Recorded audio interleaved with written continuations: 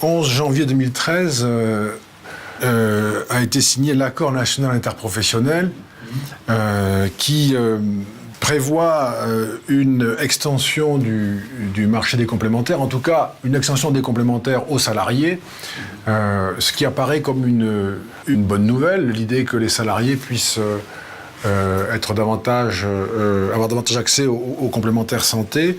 Est-ce que c'est un accord qui vous paraît prometteur ou vous diriez qu'il est encore à parfaire dans son contenu ? Dans son principe, c'est un bon accord, à mon avis. D'abord, c'est une bonne chose que les partenaires sociaux, on reproche trop souvent qu'en France, il y ait un affrontement direct. Lorsque les partenaires sociaux arrivent à des accords, ne boudons pas notre plaisir. Sur l'article 1, je pense qu'il faut être extrêmement prudent. Un certain nombre de commentateurs se sont emballés très vite en disant « voilà, c'est la complémentaire santé généralisée ». Pas tout à fait, pas tout à fait. C'est, je dirais, au plus la clé de voûte d'un édifice construit depuis des années et des années qui s'appelle la couverture collective santé en entreprise. Il n'en demeure pas moins que cet accord ne peut pas être qualifié d'accord de généralisation de la couverture santé, dans la mesure où on voit bien que sont en dehors des populations extrêmement importantes, au premier rang desquelles l'ensemble des fonctionnaires, ce qui est quand même pas tout à fait rien en France, les retraités, les sans-emploi, les jeunes. Ces gens-là ne sont pas visés. Il faut quand même veiller aussi à ce qu'ils n'aggravent pas le fossé qui existe déjà aujourd'hui entre ceux qui bénéficient d'accords d'entreprise ou de branche et ceux qui sortent du système.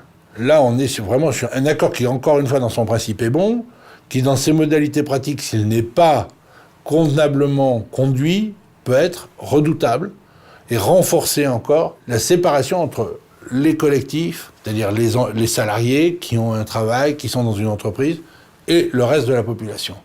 Ce qui est quand même tout à fait ennuyeux. Ça va d'ailleurs à l'encontre, si ça aboutissait à cela, avec les propos tenus récemment, puisque c'était cet automne, par le président de la République lui-même, devant le Congrès de la Mutualité à Nice, où il souhaitait au contraire qu'on aille vers une répartition des avantages à l'ensemble des populations pour permettre à l'ensemble d'accéder plus aisément, y compris les non-aidés, à la couverture complémentaire santé.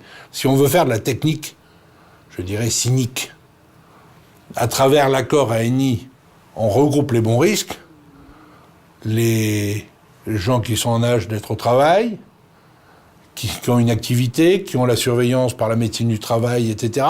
Donc a priori, techniquement, on est plutôt sur du bon risque. Et on laisse à l'extérieur des catégories qui sont plutôt de bon risque aussi. Quand j'évoquais tout à l'heure les populations de fonctionnaires, on est aussi sur une typologie assez proche.